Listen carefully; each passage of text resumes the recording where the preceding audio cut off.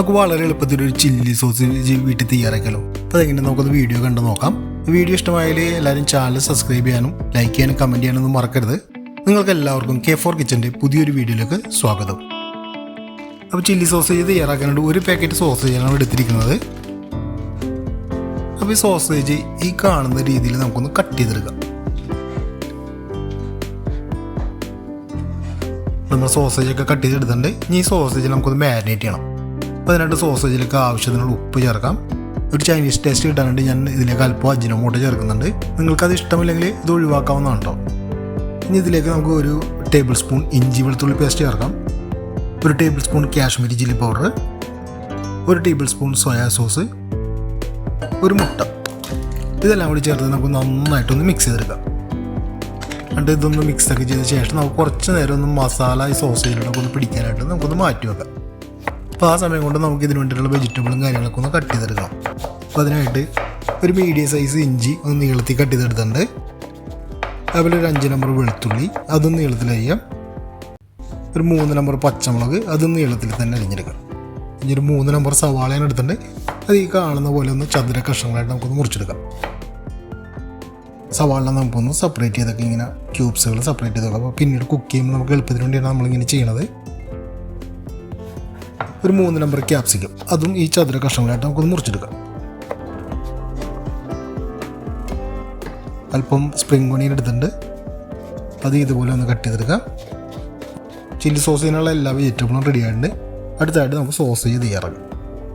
നമുക്ക് സോസേജ് നന്നായിട്ടൊന്ന് ഫ്രൈ ചെയ്തെടുക്കാം. അപ്പോൾ അതിനായിട്ട് നമ്മൾ നേരത്തെ മാരിനേറ്റ് ചെയ്ത സോസേജിലേക്ക് 3 ടേബിൾ സ്പൂൺ കോൺഫ്ലോർ കൂടി ചേർത്തിട്ട് നമുക്ക് നന്നായിട്ടൊന്ന് മിക്സ് ചെയ്തെടുക്കാം. അപ്പോൾ നമ്മുടെ സോസേജ് ഫ്രൈ ചെയ്യാനായിട്ട് ഒരു പാനിൽ ഓയിൽ ചൂടാക്കിയിട്ടുണ്ട്. അപ്പോൾ നന്നായിട്ട് ചൂടായ ഓയിലേക്ക് ഇതുപോലെ നമുക്ക് സോസേജുകളൊക്കെ ഇട്ട് നല്ല ക്രിസ്പാണ് അവരൊന്ന് ഫ്രൈ ചെയ്തെടുക്കാം. നമ്മുടെ സോസേജ് ആയിട്ടിന് ഇനി അത് കോരി നമുക്കൊരു പ്ലേറ്റിലേക്ക് മാറ്റാം. അപ്പോൾ ചില്ലി സോസേജ് തയ്യാറാണ്ട് ഇരുമ്പ് കടായിയാണ് എടുത്തിരിക്കുന്നത്. അപ്പോൾ ഇരുമ്പ് കടായിൽ തയ്യാറാക്കിയ ഒരു പ്രത്യേക രുചിയായിരിക്കും സോസേജിന്. അപ്പോൾ ഇതിലേക്ക് നമുക്ക് അല്പം ഓയിൽ ഒഴിച്ച് ഒന്ന് ചൂടാക്കി എടുക്കാം. അപ്പോൾ നമ്മുടെ എണ്ണയൊക്കെ ചൂടായി വന്നിട്ട് ഇതിലേക്ക് വെളുത്തുള്ളി ഇഞ്ചി ഇട്ടിട്ട് ഒന്ന് നന്നായിട്ടൊന്ന് വഴറ്റേക്കാം.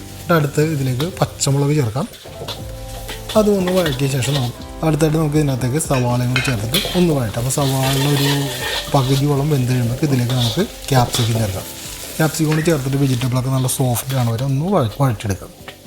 അപ്പോൾ നമ്മുടെ വെജിറ്റബിളൊക്കെ സോഫ്റ്റായി വന്നിട്ട് ഇനി ഇതിലേക്ക് നമുക്ക് 1.5 table spoon Kashmiri chilli powder. ഇപ്പോൾ നിങ്ങൾക്ക് എരിവ് കൂടുതൽ വേണമെങ്കിൽ കൂടുതൽ മുളക് പൊടി ചേർക്കാവുന്നതാണ്. ഒരു 1/4 ടേബിൾ സ്പൂൺ അജിനോമോട്ടോയും ഞാനിവിടെ ഉപയോഗിച്ചിട്ടുണ്ട്. ഇഷ്ടമില്ലാത്തവർക്ക് ഇത് ഒഴിവാക്കാം. ഒരു table spoon soya sauce, 3 table spoon tomato sauce, ഒരു 3/4 ടേബിൾ സ്പൂൺ വിനീഗർ, ഇതെല്ലാം കൂടി ചേർത്തിട്ട് നമുക്ക് നന്നായിട്ടൊന്ന് മിക്സ് ചെയ്തെടുക്കാം. അപ്പോൾ മറ്റുള്ള ചാനലുകളൊക്കെ സബ്സ്ക്രൈബ് ചെയ്യുന്ന കൂട്ടത്തിൽ ഇത്തരം വീഡിയോകൾക്കായിട്ട് നമ്മുടെ ചാനലുകളും സബ്സ്ക്രൈബ് ചെയ്യണമായിട്ട് മറക്കരുത്. അപ്പോൾ ഇതെല്ലാം മിക്സ് ചെയ്യുമ്പോൾ ഒരു ഇടത്തരം ചൂടിൽ വേണം നമ്മൾ ഒന്ന് വഴറ്റിയെടുക്കേണ്ടത്.